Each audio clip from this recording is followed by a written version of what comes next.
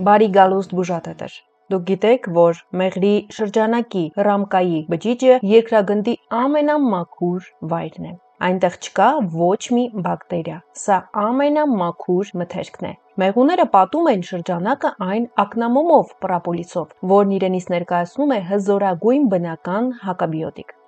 Ի տարբերություն բանկայի մեջ լցված մեղրի, ռամկայի մեղրը գտնվում է վակուումի մեջ, կնքված մոմե կափարիչներով, զապրուսով։ Այն չի շփվում թթվածնի հետ եւ պահպանում է 100% կենդանի ֆերմենտներ։ Այս մեղրը ամենամաքուր մեղրն է։ Ռամկայից մեղր ուտելիս դուք միաժամանակ ստանում եք 4 հզորագույն բաղադրիչ՝ մեղր, մեղրամոմ, ակնամոմ եւ ծաղկափոշի։ Եկեք հասկանանք, թե ինչ է կատարվում մեր օրգանիզմի հետ, երբ մենք ուտում ենք մեղրի շրջանակ ռամկա։ Ինչպես է ազդում ուղեղի եւ նյարդային բջիջների վրա։ Մեր ուղեղը մարմնի ամենաէներգատար օրգանն է։ Այն սպառում է օրգանիզմի ամբողջ գլյուկոզայի մոտ 20%-ը։ Ինչպես է աշխատում։ Սովորական շաքարը կամ մատխաջրերը մինչ ուղեղ հասնելը պետք է ճեղքվեն ստամոքսում, ինչը խլում է մեծ էներգիա եւ ժամանակ։ Ռամկայի մեղրի մեջ գլյուկոզան եւ ֆրուկտոզան արդենից գտնվում են պարզագույն յուրացման պատրաստ վիճակում։ Դրանք ներծծվում են հենց բերանի խոռոչի մազանոթների միջոցով եւ 2 րոպեի ընթացքում հայտնվում են արյան հոսքում, հասնելով ուղեղի նեյրոնների։ Ուղեղի բջիջները անմիջապես ստանում են մաքուր վառելանյութ, ակտիվանում է նեյրոնների միջև կապը, անմիջապես անցնում է մտավոր հոգնածությունը, բարձրանում է կենտրոնացումը, թարմանում է հիշողությունը։ Առհասարակ մեղրը ուղեղի աշխատանքի համար ֆանտաստիկ մթերք է։ Սա նման է ուղեղի համար նախատեսված բնական էներգետիկի, որը սակայն չունի կողմնակի ազդեցություններ։ Ինչպես է ազդում մեղրի շրջանակը սրտամկանի եւ անոթների վրա։ Սիրտը միակ օրգանն է, որը ոչ մի պահ չի հանգստանում։ Դրա անխափան աշխատանքի համար անհրաժեշտ է հզոր էներգետիկ բազա եւ առողջ անոթային համակարգ։ Ռամկայի մեղրը հարուստ է բնական կալիումով, մագնեզիումով եւ ացետիլխոլինով։ Սա նյութ է, որը լայնացնում է մեր անոթները։ Միաժամանակ մեղրահացի մոմի եւ ակնամոմի մեջ առկա բուսական ստերոլները թույլ չեն տալիս վատ խոլեստերինին նստել անոթների պատերին։ Սրտամկանը ստանում է անհրաժեշտ էներգիան, ինչի շնորհիվ կարգավորվում է սրտի կծկումների ռիթմը։ Անոթների պատերը դառնում են ավելի առանցքական, բարելավում է արյան շրջանառությունը, ինչը բնական ճանապարհով կանխում է թրոմբոզների առաջացումը եւ թեթևացնում է սրտի ծանրաբեռնվածությունը։ Այժմ հասկանանք, թե ինչպես է մեղրը եւ մեղրահացը ազդում շաքարի կարգավորման եւ ենթաստամոքսային գեղձի վրա։ Մարդիկ գիտեն, որ քաղցրը վնասակար է շաքարի մակարդակի վրա, այդ թվում եւ մեղրը, սակայն ռամկայի կենդանի մեղրը կոտրում է այս կարծրատիպը։ Ինչպես գիտենք, սպիտակ շաքարը բաղկացած է սախարոզայից, որը կտրուկ բարձրացնում է արյան շաքարը եւ ստիպում է ենթաստամոքսային գեղձին աշխատել մաշվածության ռեժիմով։ Ռամկայի մեղրում ֆրուկտոզան գերակշռում է գլյուկոզային եւ այնտեղ առկա են հատուկ ֆերմենտներ, որոնք մեղուները ավելացրել են հասունացման շրջանում։ Ռամկայից ստացած մեղրը արյան մեջ ներծծվում է շատ ավելի դանդաղ եւ հավասարաչափ, քան սովորական մեղրը եւ իհարկե շաքարը։ Այն ավելի դանդաղ է արյան մեջ բարձրացնում շաքարի մակարդակը։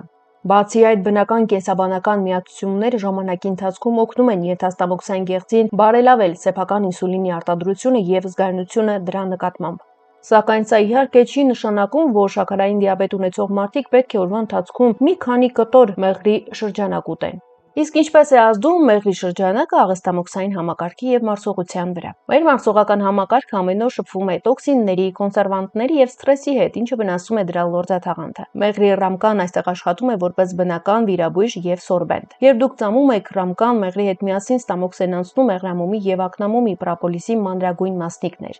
Ակնամոմը բնական հակաբիոտիկ է, որը սպանում է ստամոքսի խոց առաջացնող հելիկոբակտեր բակտերիան եւ նեխման գործընթացները։ Մոմի նուրբ շերտը պատում է ստամոքսի եւ 12 մատի աղիքի պատերը, պաշտպանելով դրանց սեփական թթվի ագրեսիվ ազդեցությունից։ Այն արագացնում է էրոզիաների եւ խոցերի սպիացումը։ Անցնելով աղիներով, մոմը, ինչպես սպունգը, իր վրա է հավաքում կուտակված տոքսիններ ու գազերը, խթանում է աղիների պերիստալտիկան եւ սնունդ է դառնում օգտակար միկրոֆլորայի համար։ Ինչպես է մեղրի շրջանակը ազդում նյարդային համակարգի վրա։ Քրոնիկ սթրեսը եւ տագնապայնությունը քայքայում են մեր նյարդային համակարգը, բարձրացնելով կորտիզոլ հորմոնի մակարդակը, ինչը բերում է անքնության եւ նյարդային հյուծման։ Ռամկայի մեղրը պարունակում է B խմբի վիտամինների ամբողջական կոմպլեքս, մագնեզիում եւ բնական հանգստացնող միացություններ, որոնք առկա են նաեւ ծաղկափոշու մեջ։ Այս միացությունները նվազեցնում են նյարդային համակարգի գերգրկռվածությունը։ Այն արգելակում է սթրեսի հորմոնների արտադրությունը, խթանում է ուրախության հորմոնի սերոտոնինի սինթեզը, որն էլ երեկոյան վերածվում է մելատոնինի քնի հորմոնի։ Արդյունքում անհետանում է քրոնիկ տագնապայնությունը, մարդը դառնում է սթրեսակայուն, իսկ քունը դառնում է ավելի խորը եւ վերականգնող։ Հասկանանք նաև մեղրի շրջանակի բացառիկ օգտակար հատկությունները։ Առաջին՝ բերանի խոռոչի սանացիա, ստոմատիտ, լնդերի արյունահոսություն։ Մոմը ծամելիս արտադրվում է լիզոցիմ կոչվող մի ֆերմենտ, որը ոչնչացնում է բերանի բոլոր մանրէները, ամրացնում է լնդերը եւ մաքրում է ատամնափարը։ Երկրորդ՝ շնչառական համակարգի բուժում, ասթմա, բրոնխիտ, հայմորիտ։ Մոմի կափարիչների զաբրուսի ծամումը մաքրում է քթի հայմորյան խոռոչներն ու բրոնխները, հեշտացնում է շնչառությունը։ Երրորդ՝ իմունիտետի հզորացում։ Այն գործում է որպես բնական իմունոմոդուլյատոր, բարձրացնում է օրգանիզմի դիմադրողականությունը վիրուսների նկատմամբ։ Չորրորդ՝ տոքսինների հեռացում, թունավորումներ խումհար։ Մեղրահացի մոմը կլանում եւ օրգանիզմից դուրս է բերում շլակները, ծանր մետաղները, տոքսինները։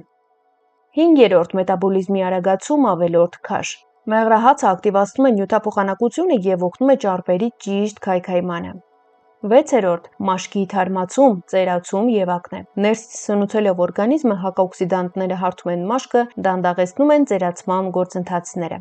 Յոթերորդ՝ հոդացավեր եւ արթրիտ։ Մեղրահացը ունի արտահայտված հակաբորբոքային ազդեցություն հենաշարժական համակարգի վրա։